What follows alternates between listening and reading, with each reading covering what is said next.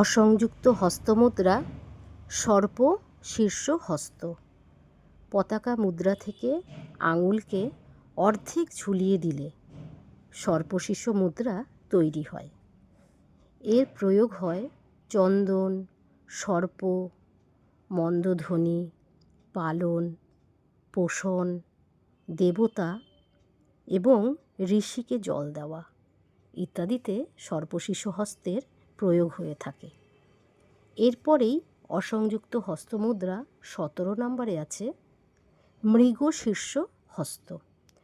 সর্পশীর্ষ থেকে কনিষ্ঠাকে যদি আলাদা করে সোজা রেখে দিলে মৃগশীর্ষ মুদ্রা তৈরি হয়ে যায়।